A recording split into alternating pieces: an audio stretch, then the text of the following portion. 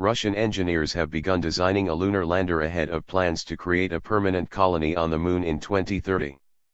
The four-legged, 20-ton spacecraft is designed to land 2 cosmonauts on the Moon with the help of Angara 5V rockets.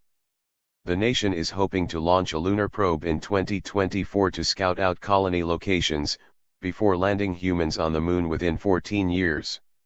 According to a report in Popular Mechanics, Russian engineers will use a pair of Angara 5V rockets to deliver the lander to lunar orbit. Another 2 rockets will transport a cruise ship with 4 cosmonauts to the same point in space, where they would meet up. 2 cosmonauts could then board the lander before arriving on the lunar surface. The lander will be made up of an 11-ton descent section that will include a propulsion system and a landing gear.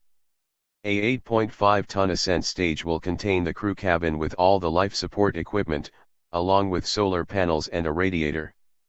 According to Popular Mechanics, the cabin will have a hatch in the front of the module and another at the top for docking. Russian engineers have yet to decide on a shape for the crew cabin.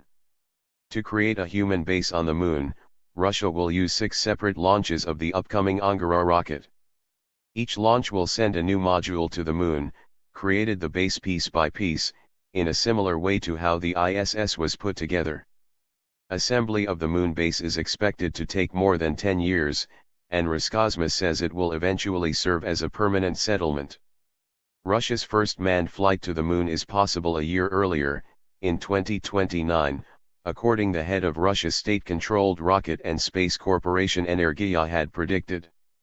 Vladimir Solntsev, president of RSC Energia, which is 38% owned by the Russian state, made the predictions at a space technology conference in Moscow in October. Currently Russia's Soyuz spacecraft, which are built by RSC Energia, are the only vehicles capable of sending humans into space. NASA has been relying upon the system to send its astronauts to the International Space Station along with regular supplies of cargo. In a statement posted on the RSC Energia website, Mr. Solntsev said, "The high-priority line of activities for Russian manned programs in the next 10 to 20 years is lunar exploration. Russia develops a new generation advanced transportation spacecraft. In the nearest future, development of other elements of the lunar program will also begin." The new spacecraft, dubbed the Angara A5V heavy lift carrier rocket, is expected to be built using composites specifically designed for lunar missions.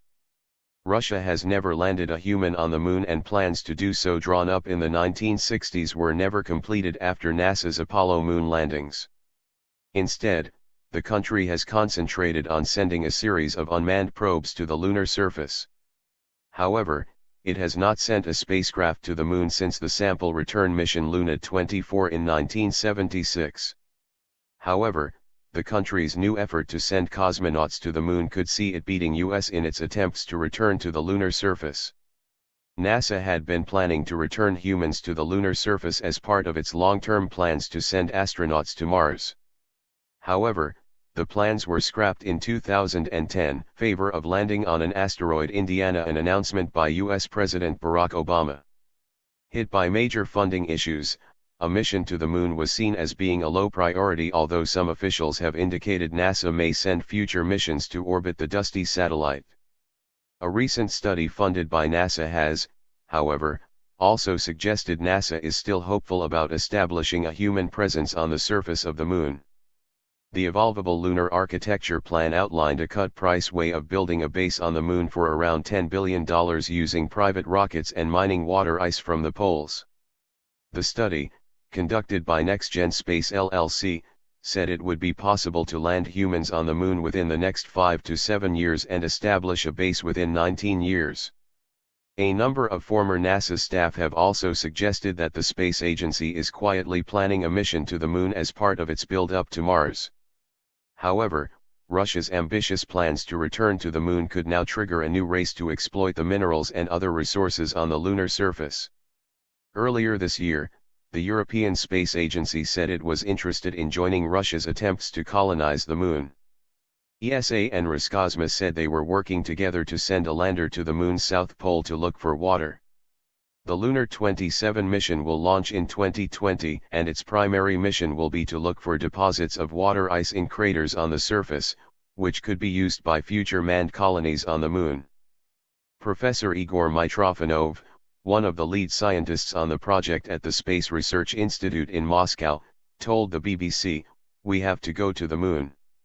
The 21st century will be the century when it will be the permanent outpost of human civilization, and our country has to participate in this process."